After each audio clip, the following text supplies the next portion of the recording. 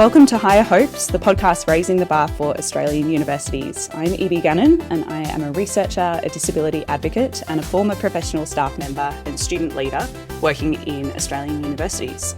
And I'm here for bold conversations about what's possible when higher education lives up to its potential as a place for everyone to learn, connect and thrive.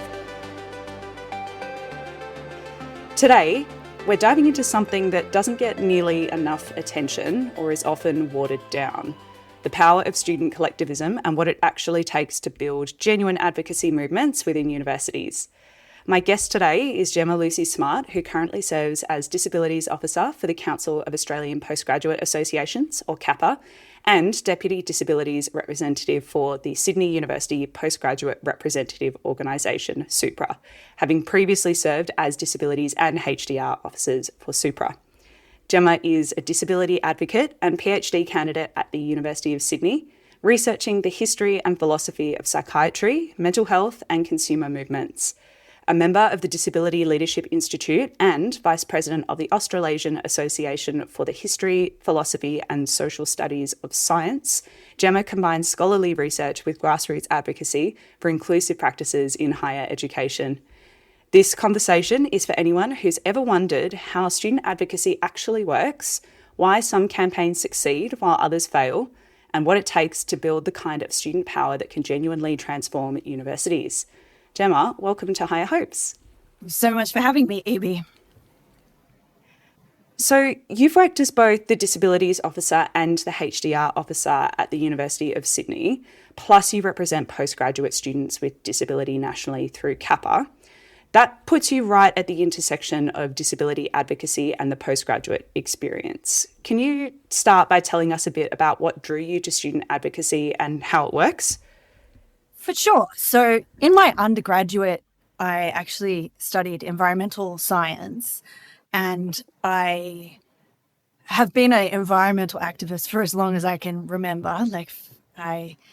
I was making newsletters for young students when I was in year 6 about saving our seas, and I really wanted to be an environmental activist. That's actually what I wanted to do with my life. So I went and studied that, and I was an environmental activist, and I was someone who worked in that sector for quite some time.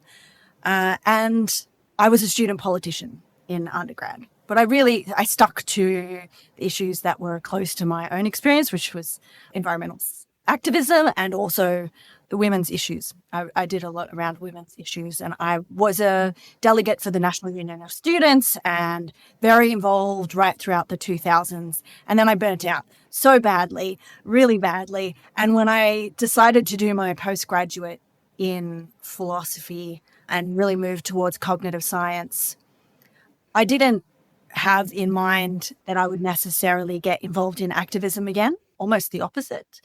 And I put my hand up to be a postgraduate representative within my faculty sometime into my master's. And then by the time COVID hit, I got roped into being a HDR representative. And I think it was COVID really that placed me as a disabled student as well. I don't know that I fully took on that term prior to that, even though I definitely had that experience.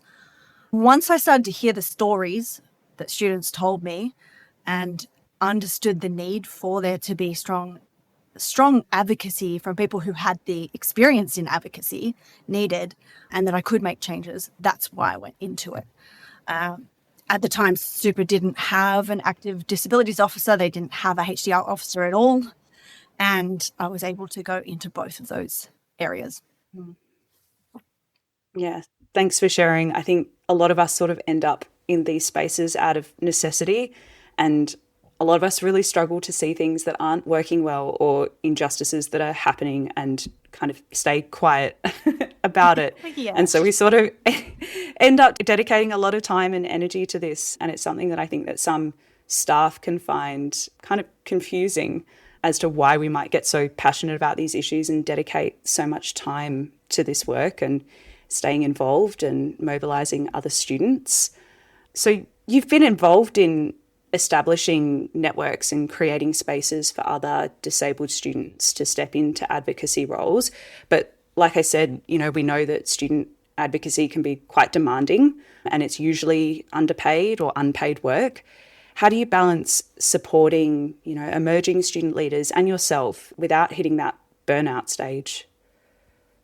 It's a really good question because, as you say, staff struggle to fully understand why students put so much effort into this, and this particularly research students. I have heard lots of times said to me, but also to other research students, you're wasting your time, particularly if you're looking at an academic career. Like, why are you doing all this stuff? You could be writing papers or you could be doing, literally anything. Why are you doing this? And I think when you're driven by justice, you're driven by justice. And that is the answer. You're doing it because you're driven by justice. I have fancy answers, which are also that it helps my career and it's related to my research and it's so on. But those aren't the real answers. The real answer is I'm driven by justice. So I really had to start everything from scratch. No disrespect to the people before me, but they hadn't left anything for me, right? Firstly, there was no HDR role, but in the disability space, the person who left before me worked really hard, burnt out, left nothing for me. So really starting from scratch, but knowing from my undergraduate and from always being an independent, I wasn't factionally aligned as an undergraduate, also being so independent, I knew that the only way that change was going to be made, particularly for HDRs with disabilities, was by working with other people, by networking. And so I immediately reached out to the undergraduate group and then started establishing my own networks. And I think they're to varied success. People are very busy, but I will say that between myself and other student activists, we have set up a system where at least, we kind of know each other now. You can reach out to other people either to ask advice or rant or whatever you need to do. It's often rant, if we're honest, because these things are difficult. I think one of the things that is under noticed in the student representative population is that we're at the cold face of a lot of this discrimination. We're at an oppression, marginalization, whatever you want to call it. Students have bad experiences sometimes. They have very good experiences sometimes too. We're unlikely to hear too much about the good ones. We really hear as student advocates about the bad ones. And sometimes that's incredibly traumatic material that you're hearing. And it's difficult to know how you as a student can make any difference. And a lot of my first couple of years in this was discerning, what can I do? What should I delegate? What can't really be have anything done about it right now?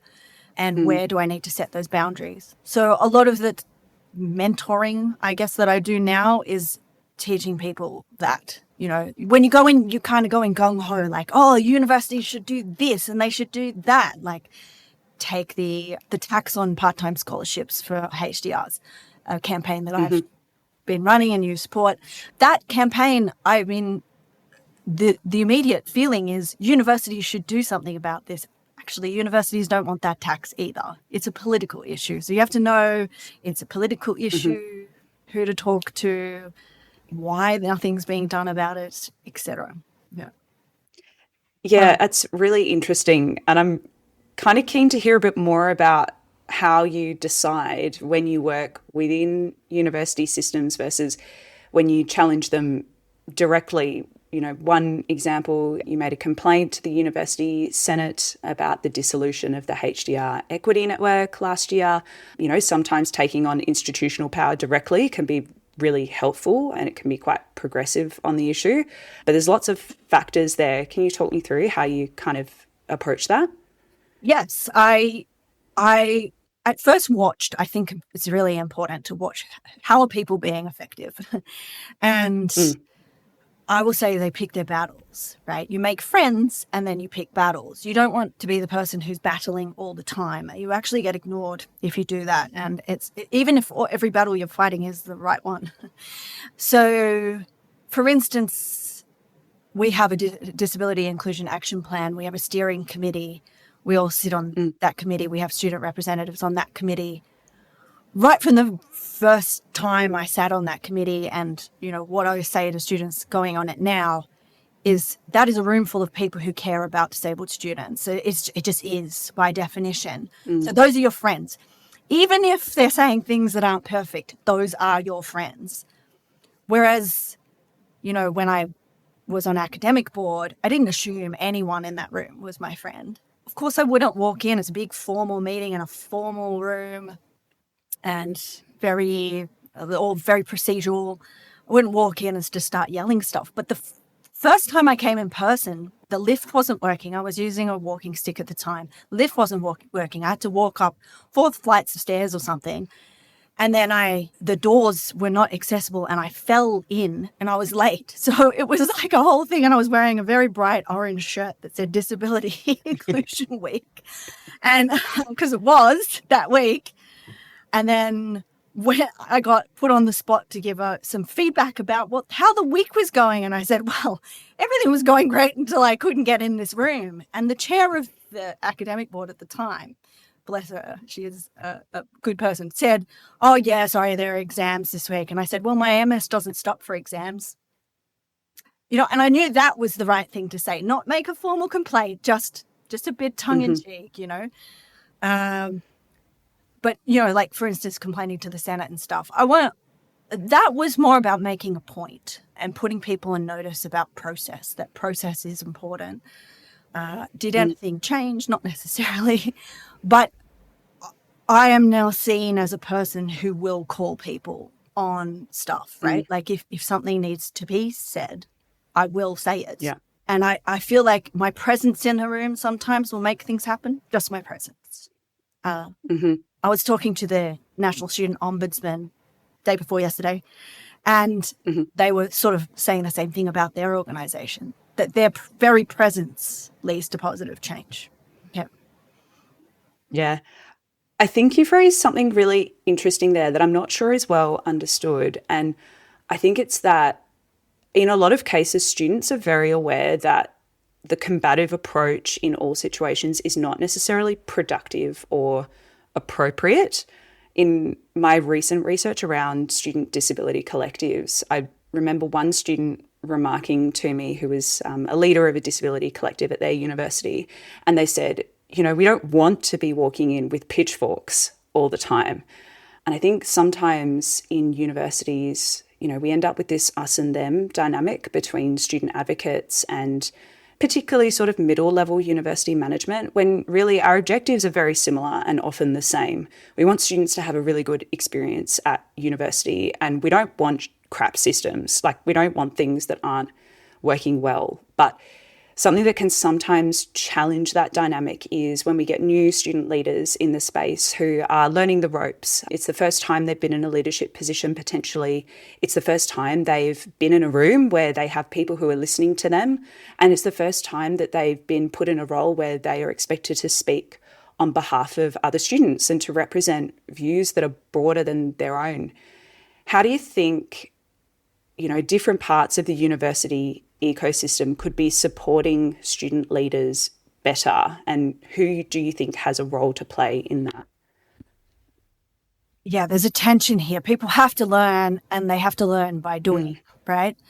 And mentorship needs to come from people who don't have an invested interest in student leaders being placated, which means that mentorship can't come from the universities. I just don't think it should come from the universities, and it also shouldn't come from people who are professors who set up organizations to specifically do that, right?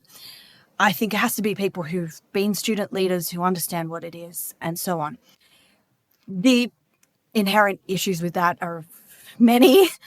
First and foremost, if you're talking about the undergraduate spaces, there's a lot of factional stuff, a lot of politics, actual real big world politics is involved in student politics. Less so in the postgraduate space, I will say. Like, we really just don't bring that into our space. That can be tricky when you're thinking about, what are the most effective ways to be an activist, because there are different political views that have different views on that, right? But in terms of like navigating the university systems and kind of getting the lay of the land, I do think like within student organizations there should be more of a crossover, and there should be periods where people are actually paid to mentor the people who come after them. Often it's like one person done, next person, no crossover between them. We've talked before, you and I have talked before about potentially developing a mentorship program. I know of things that kind of exist like that, but they're not run by students. And I do find that they produce a certain kind of like university yes person. And students are doing that with the best. They think that that's actually what being a good advocate is. I also think we need to know the difference, and I'm really impressed by my work coming out now about this. There was a paper published on this week about the difference between lived experience and lived expertise, and knowing that difference, like knowing that my personal story can be useful. Like, for instance, the fact that when I got my last academic plan, the first time it was sent to me, I have a voice disorder. The first time it was sent to me, it said, Gemma will have problem hearing. And I was like, no, other people will have problem hearing me. There's a difference between those two things. So that kind of experience is, it can be useful anecdotally, but it isn't what I'm advocating on the basis of. I use it as a tool only. If I want to get something done for me only, I'm in the wrong position. I shouldn't be a student advocate. And a lot of people go in with that, I've got to say, into the disability space and any of the equity groups, because they've really had bad experiences. And they want to get justice, not just for others, but for themselves. I think if that's your main aim, I think it will go away very quickly, because you'll hear other people's stories. And I do think there should be things like mandatory vicarious trauma training. I think the university should be paying for that. Universities should be paying for that. And also supporting their student organizations so we can actually pay our leaders. Yeah, I think the reforms around the allocation of the student services and amenities fees, where, a certain percentage of that is required to be distributed to student-led organisations, are really interesting, because you highlighted a real challenge in this space where, by the time student leaders become experienced, you've got that turnover such that either they're graduating, they're at capacity, they can't necessarily prioritise student leadership over a long period of time. So you lose that institutional knowledge. Similar to your experience, like, handovers are not common in this space, especially if you have gaps in people taking on those leadership positions. I used to work a lot in the clubs and society space at ANU.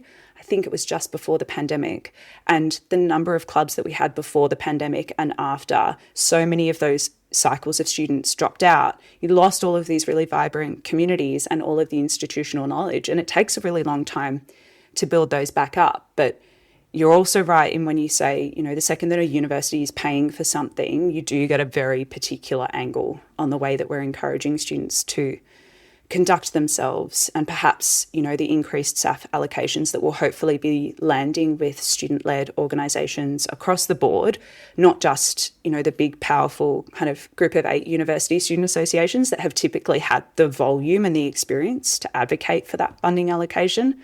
I'm hoping that kind of leads to slightly more innovative thinking around how student unions and associations can use their power and their mass and hopefully their budget to be investing in the development of student leaders, because it has a very direct impact on the kind of student experiences that cohorts of students have. You've achieved some really big wins through collective advocacy movements, and the HDR and scholarships, part-time scholarships advocacy is a huge campaign. You secured an autonomous student disability space on your campus, and those kinds of things can't happen through individual advocacy alone. Why do you think that collective student action is so much more powerful than those individual complaints and requests? I'll start by saying I think more universities need to have dedicated postgraduate representation and not just like one person. Some universities have one postgraduate representative. We are in number very similar, sometimes higher numbers than undergraduates, and we've got so much skill. Like postgraduates have already got degrees, they've often had careers, they're researchers, they are incredible people of merit. And not saying undergraduates aren't, but they're a little bit more fresh, right? And why you would not want postgraduates to be in the mix substantively. I mean, I do understand the history of why some universities have had some issues with postgraduate organisations, but that's past. That moment has passed, and I think we need more of that, because this feeds into my answer, which is a lot of those wins, well, say, take the disability room, that win was only possible because me as the super rep said to the undergraduates, you seem to be having a lot of issue with this. Do you want me to just back you? And they said, yes, please. And then because I was sort of positioned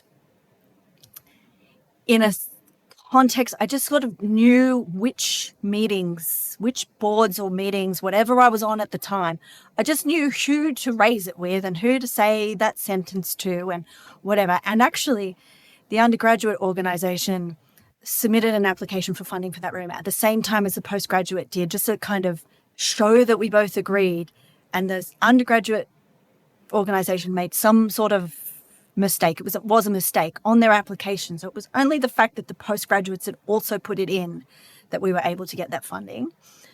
Then it was COVID. So I kind of got put on the back burner, and I kept on about it. I was the person in the room going, oh, by the way, do you remember? And can we get on to that? And by the time we were through, and the number of times I said, but the other GO8s have one, the university put so much money into that room, and it really is like a beautiful space. And it brought our community together in a way that it hasn't broken since then. So our postgraduate and undergraduate disability community in all three of our student organisations that we have at Sydney is a group. We are a group. And even when we have conflicts of values or interests, because sometimes we do, we can resolve that quite easily. Earlier this year, we lost one of our members. They passed away quite suddenly, Khan Tran, who had done a lot of work in this space as well, and was the person who worked with me on the disabilities community room. And when they passed away, we all came together. Like, no one was left behind. The memorial that we held for them was completely full. Over 100 people attended in person. And I think it was testament to the fact that especially Khan and I just decided from day one, as soon as we met each other, we were like, let's get stuff done together. And then at a national scale, I have been working with NUS because there was no postgrad representation for a while over the past few years. I'll say a little less at the moment, but now that we have people working together and now that CAP is really functional, we can run these camp.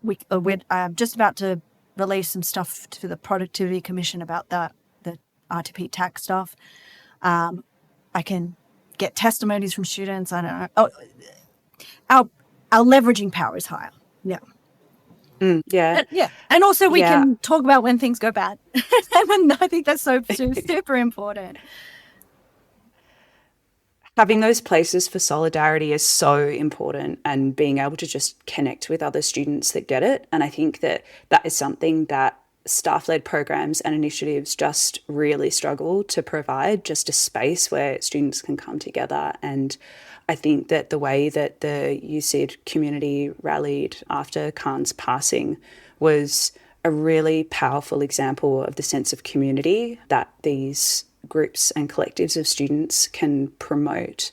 And there's so many benefits of those in my research, thinking about the ways that, particularly disability collectives as an example, can support students to develop a sense of their own disabled identity, can start to understand their experience as not someone who is broken or needs to be fixed, or something that, their experiences are creating the barriers to their learning, but actually it's the systems around us that haven't really been designed for us. But for universities that don't have a super strong culture of student collectivism or unionism, my research sort of suggests that tends to be more regional universities or universities that have a large number of smaller campuses. What suggestions or thoughts do you have for both staff and for students in those universities for how they can kind of build that culture and move forward to be able to realise the benefits of student collectivism? I've thought about this in my role with Kappa. I think this is where the national organisations can be useful. And I will say the Kappa role, really, we've had issues over the last few years, so we're really only reinvigorating now, and it's great that we are, but it does mean that we're at ground zero with this particular thing. But I feel like making spaces at that national level might be important. But for the people who are on the ground who, it's not the GO8s leading the regional universities, which I hate anyway. Honestly, I think we could look to the disability community, right? So I have a rare disorder, spasmodic dysphonia. Very small number of people have this particular disorder. It's very disrupting to your life. There's treatments, but it's not very nice, and you feel completely isolated when you first come on with this disorder. Well, the first thing I did was link in with the Australian Dysphonia Network, and then that online Facebook group. I mean, it's been a lifeline for me, absolute lifeline. I had a bad day the other day, just wrote on there, "Oh, my voice is going again." I thought maybe it'd come back forever, something like that. I think, do not underestimate the power of just a group chat. Just, put out a thing in your student news, ask for someone, and also, for staff thinking about setting up these things. The thing is, you have to set it up and then walk away, because it has to be a safe space, right? Students, just like a medical kind of, grouping, a patient support network, just in that sense, students also need a space where they can say, like, my lecturer said blah, blah, and I felt uncomfortable. They're not going to say that in front of staff. They're just not. So, but you can create those spaces and then just not be in the room. Like, I feel like that's what staff don't trust students enough. They don't trust them to be altruistic. They don't trust them to be kind to each other. They don't trust them to continue things. They don't trust. And I think the more staff and universities, particularly management, trust students to be the adults that they are, then you can produce these things. But also, get involved at a national level if you can. Yeah, absolutely. I think collectivism and community are really important for staff as well. Like, we know that our colleagues around the country are working in teams and organisations that are increasingly underfunded. Staff are being made redundant, team sizes are shrinking, but workloads are not shrinking. In fact, some of those demands, particularly around bureaucracy, are increasing. Regulatory oversight is also only going to increase, and reaching out to some of those staff communities as well at the national level. A couple that I can think of off the top of my head, the equity practitioners in higher education networks, the Australian Disability Clearinghouse on education and training, the Australian Tertiary Education. Oh gosh, there's so many of them. And I think that just having a Google around about like the role that you occupy in higher education, to find some of those communities of practice that transcend institutional barriers, particularly for staff who are working in really small teams, or, I particularly work in the disability space. I know there are some universities that have 1 or 2 FTEs worth of staff providing disability student support, for example. Go and find your people. It's really healing to be able to share some of the challenges that you're facing and also crowdsourcing solutions, because chances are you don't need to reinvent the wheel to find a solution to a problem that you're facing. You are very unlikely to be the first person who's ever faced it. I want to ask about your research background in critical psychiatry and MAD studies, because I think that brings a really unique perspective to disability and student advocacy. How do you think that academic or research lens has informed your approach to student advocacy? Good question. So I do a lot of different research, my own personal research and a bunch of the other research that I'm employed to do as a research officer. All involves things called co-production and co-design. And so in terms of methodology, that definitely that has infused into my very being, that you cannot do good quality anything without involving the people it impacts. Like I just, there's nothing about us without us type stuff. And because I'm an expert in that now, I would say, or I have some expertise in that, I feel like I'm pushing for that within university settings a lot. And I have some kind of backing to do that. I'm not just saying it would be very nice if you included us. I just say it's not very effective if you don't. But beyond that, I also, my own research, we interviewed close to 100 people who were around in the 60s, 70s, 80s, 90s, involved in mental health consumer activism. Both psychiatrists, people who experienced mental distress, so they have consumer survivor ex-patients. People take on different words.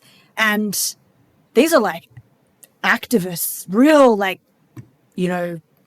had spent years locked away, quite literally locked away, and had, essentially the metaphoric key thrown away, who then came out of institutional settings and then said, you need an advocate in your room. And then people would just ignore them. So they literally walked into rooms, sat down and said, you're not getting rid of me. And that's why we have things like, consumer representation in mental health. And I will say so I'm very inspired by these people, and their tenacity and the fact that they don't say no, they just say why. Unless you give me a good reason, I'm not going anywhere.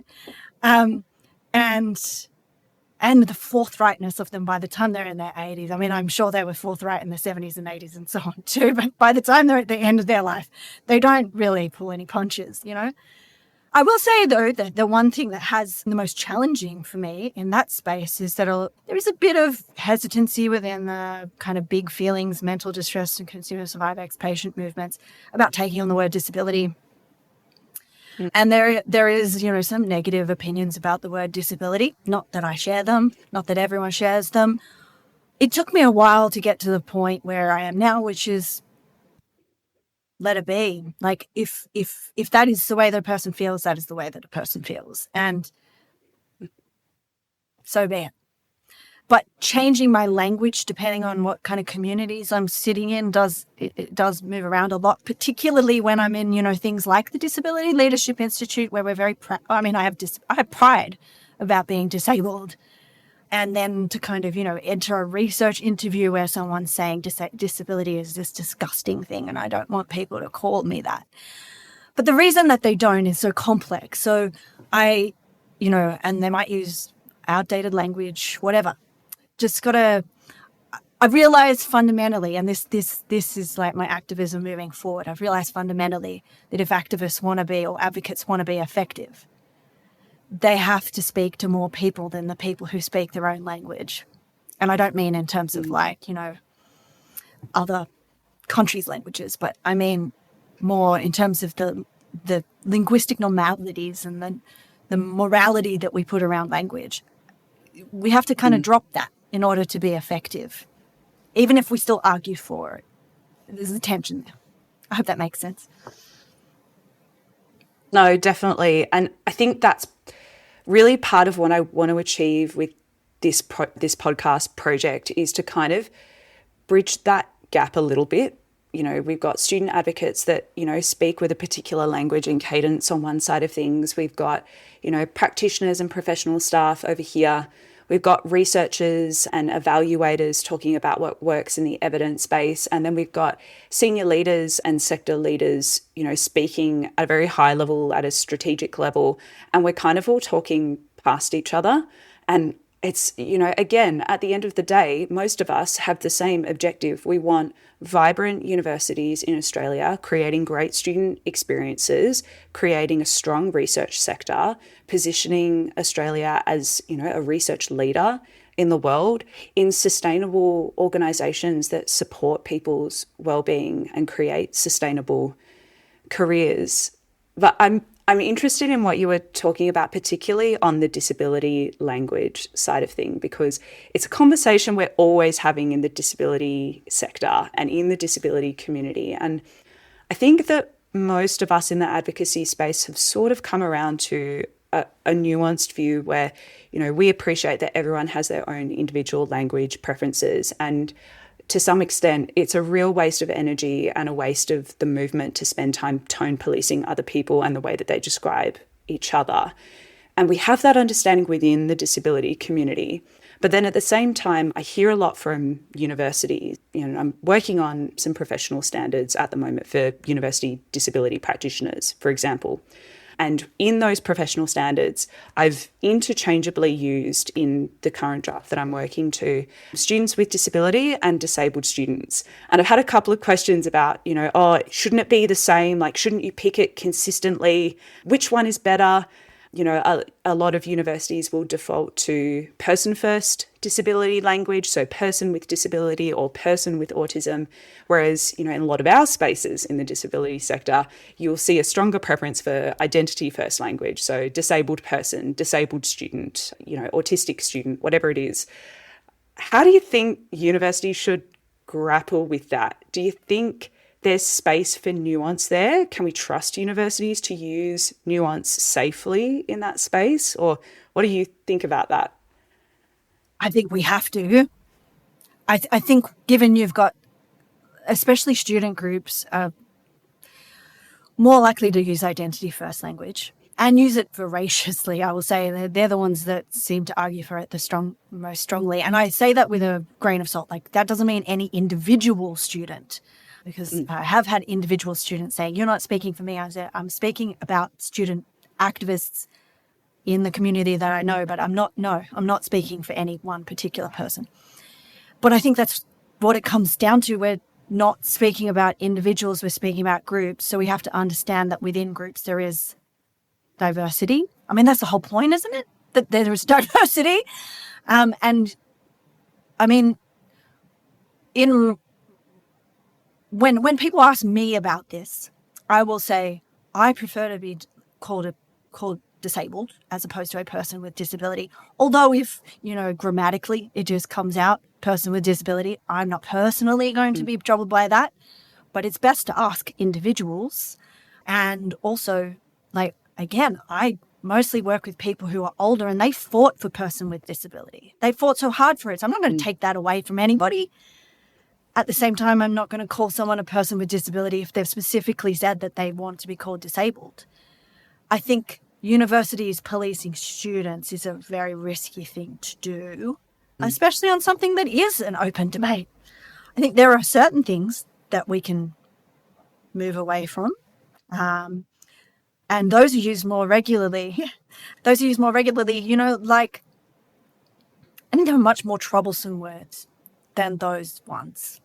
And yet they are consistently used and we don't even think about them. I won't go through any in particular, but we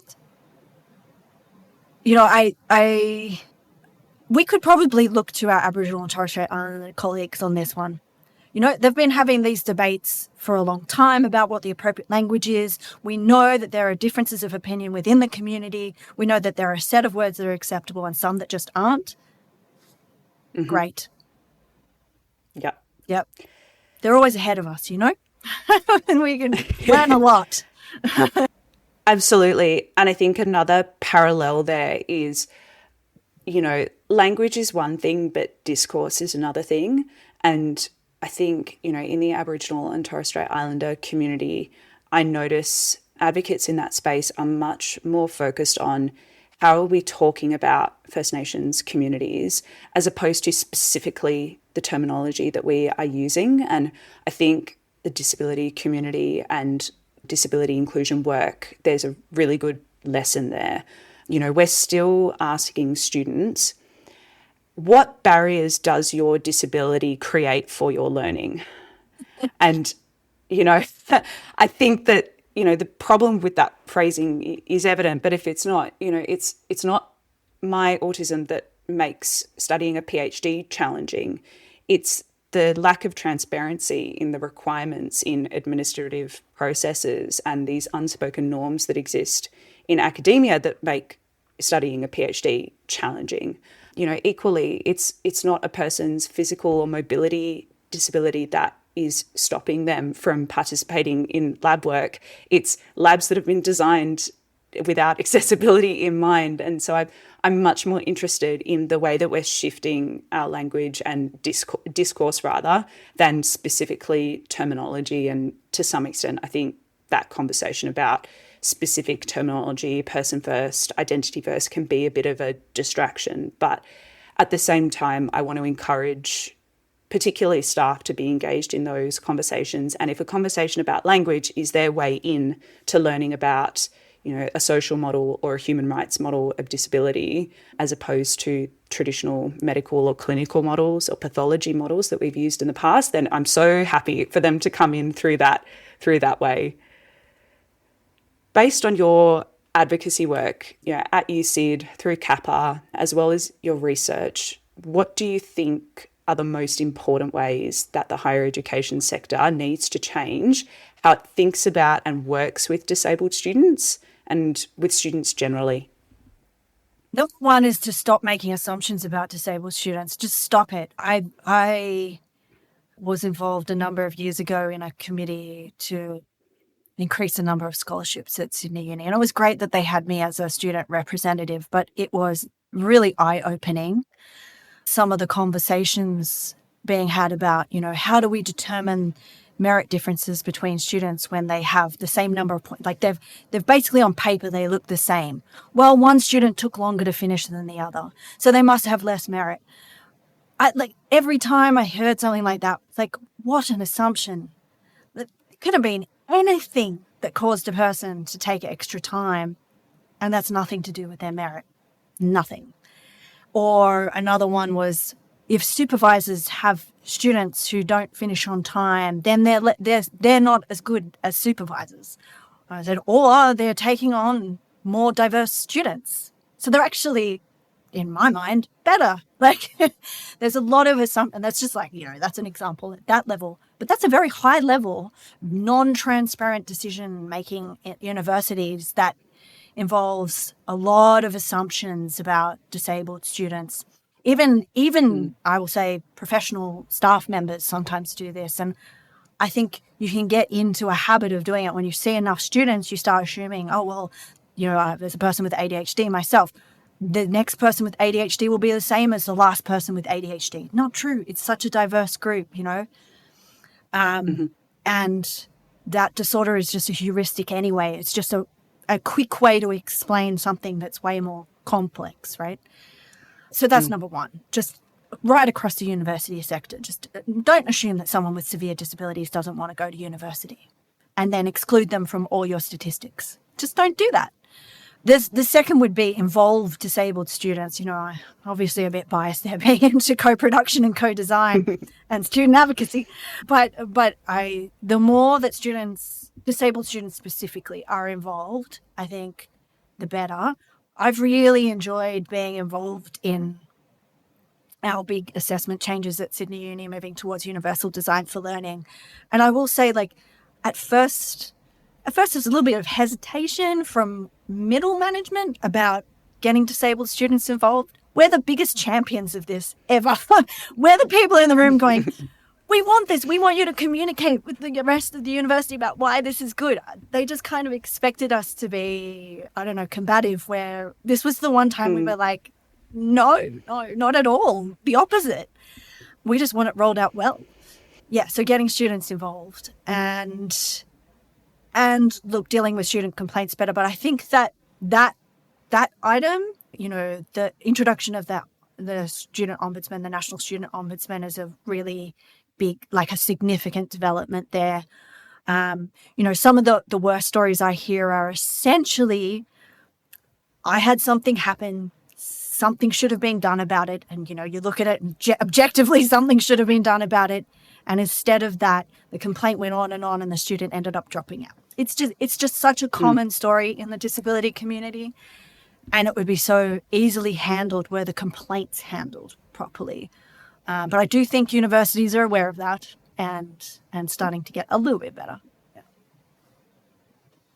That's awesome. I think there's probably a future conversation about co-design and co-production sometime next year, because I think those are incredible methodologies that have been converted into buzzwords for the sake of universities. But that's a TED Talk for another day, I think. To finish off, I want to ask finally, what is making you feel hopeful for the sector this week, this month, or right now? I think universal design for learning is the coolest thing that's coming into our sector. Obviously, it's been around for a while, but it's actually starting to be implemented. And if it took AI to get them moving on it, it took AI to get them moving on it. But I'm excited about the changes as a result of AI. I think we're going to see really innovative, creative ways of teaching, and that tends to lend itself towards more accessible and more varied ways of teaching, not this kind of idea that one size fits all. And, especially in the neurodivergent community, that idea that one size fits all, that's the antithesis of our community. And so I'm very excited about that. I am actually excited about the National Student Ombudsman and what that will mean moving forward. I was very involved in the campaigns for sexual assault, sexual harassment stuff in the past. So I won't talk about it, but that's where I started as a HDR rep. And it is so exciting to see things changing in that area. And I'm excited about more and more postgraduates identifying as disabled openly. We were always there, but more, when I started my postgraduate career in particular, I was told, which was many years ago, there are no disabled research students. It's not possible to be disabled and be a research student. Like that, it's too challenging for disabled students. And now if someone said that to me, I would be able to just laugh at them. Yeah, so that excites me. Other disabled postgrads. Gemma, thank you so much for sharing your insights and experiences today. It's very clear why you've achieved the wins that you have. There's real strategic thinking and skill behind your approach to advocacy, and a really deep understanding about how institutional power really works. If you are a student wanting to get involved in advocacy at your own institution, or if you're already doing this work and you're feeling a little bit isolated or burnt out, I'd encourage you to connect with existing networks at your institutions, like the ones that Gemma has helped to build. And if there isn't one, consider what it would take to look at building one yourself and seeking support from your university to do that. Student power is real, but it requires collective action and strategic thinking. And staff also have a role in connecting students with existing student networks. They're not trying to compete with your programs or initiatives, and they add a really valuable space for students to connect with other students that get it. We'll put in the show notes some links to some of Supra and Kappa's work and also some of Gemma's writing. I'll chuck some information in there about Universal Design for Learning, or UDL, if anyone is keen to go down that rabbit hole. We will have an episode coming up around UDL and learning design, which is very exciting. And also some information about how you might get involved in student advocacy at your own institution. If today's conversation sparked something for you, whether you're thinking about getting involved in advocacy or you've got your own experiences of collective action to share, I'd love to hear from you. The more we talk about what works in creating change, the stronger our movements become. If you believe Australian universities can do better, I want to hear from you too. Head to higherhopespod.com, follow us on LinkedIn and Instagram, and most importantly, support independent podcasting that is not afraid to ask hard questions. If you're keen to back this project, go to higherhopespod.com and consider pledging your financial support on Patreon. This podcast will always be independent and never be funded by a university for reasons we've discussed today. For only $5 a month, you can help cover the costs of hosting and distributing these important conversations and also have input into the topics we prioritise and the questions I pose to our guests. You can also go to higherhopespod.com to express your interest as a future guest on the pod if you want to shape the conversations that we have on this platform. No fancy degrees or qualifications required, just passion for systemic change. The Higher Hopes podcast is produced on the traditional lands of the Ngunnawal and Ngambri peoples. I pay my respects to elders past and present, as well as any Aboriginal or Torres Strait Islander people listening today. Sovereignty was never ceded, and this acknowledgement extends to wherever you're listening from. I encourage you to learn about the traditional custodians of your own country. It's our job to support First Nations perspectives and knowledge in the higher education sector, as Aboriginal and Torres Strait Islander people are the original teachers, learners and researchers on this land.